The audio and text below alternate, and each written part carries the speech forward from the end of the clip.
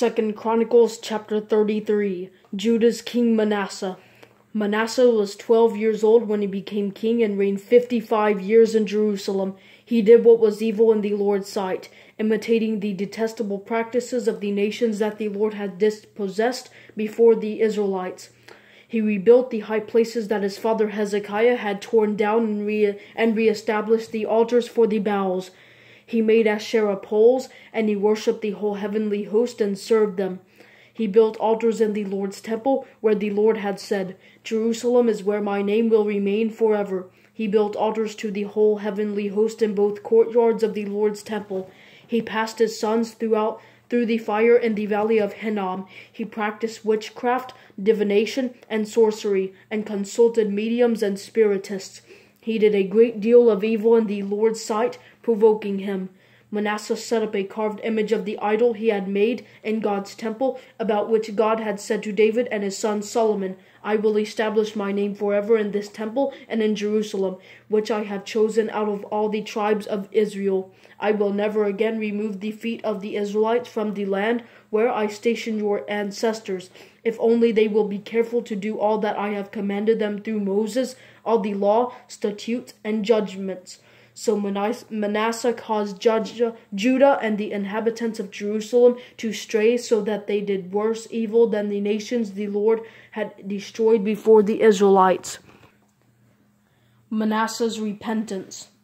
The Lord spoke to Manasseh and his people, but they did not listen. So he brought against them the military commanders of the king of Assyria. They captured Manasseh with hooks, bound him with bronze shackles, and took him to Babylon.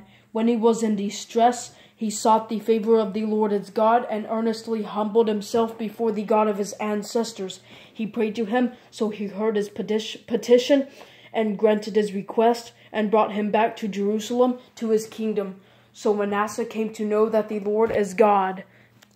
After this, he built the outer wall of the city of David from west of Gihon in the valley to the entrance of the fish gate. He brought it around the Ophel, and he heightened it considerably. He also placed military commanders in all the fortified cities of Judah. He removed the foreign gods and the idol from the Lord's temple, along with all the altars that he had built on the mountain of the Lord's temple and in Jerusalem, and he threw them outside the city.